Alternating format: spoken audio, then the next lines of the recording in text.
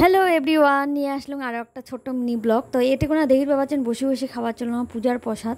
তো মামাম নিয়ে যায় মোর জন্য প্রসাদ নিয়ে আসছে, মামাম চায়া প্রসাদ নিয়ে আসছে মোর জন্যে। তো বেটি প্রসাদ নিয়ে আসছে, তা কি খাওয়া যায় না।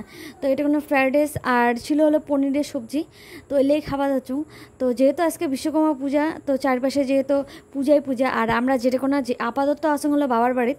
তো এটা কোনো হলো চারপাশে হলো ব্যবসায়িকদের লোক, মানে গাড়ি ঘোড়ায় ভর্তি।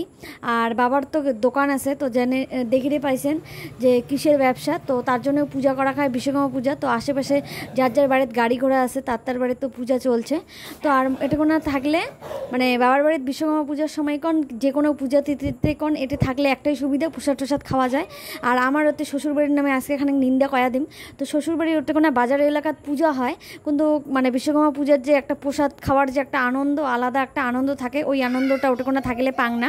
কারণ সালাম ওই মিস করং। তো একবার বুঝেছিলাম, তো বিয়ের 5 বছর চলছে, তো 5 বছরের মধ্যে বুঝি একবার ছিলাম। তো শিক্ষা তো প্রায় সব পূজাতে, মানে যখনই যেই পূজাতে থাকুন তো ওই পূজাতে শিক্ষা পাওয়া যান, আর পরে আর থাকুন না। তো দৌড়িয়ে চলে আসুন বাড়ি। আর এই কারণে মানসিখানিক মুখ বেশি দেখির পাই বাপের বাড়িত। তো তাও তাই কিছু মানুষের কিন্তু খুব জ্বলন হয় মোর প্রতি, যে বাবার বাড়ি 2 দিনে 1 দিনে আইসুন। তো ভাল লাগে আইসুন তার জন্য। তারপরে খিচুড়ি যেহেতু বাবা নিয়ে আসে ফের খিচুড়ি।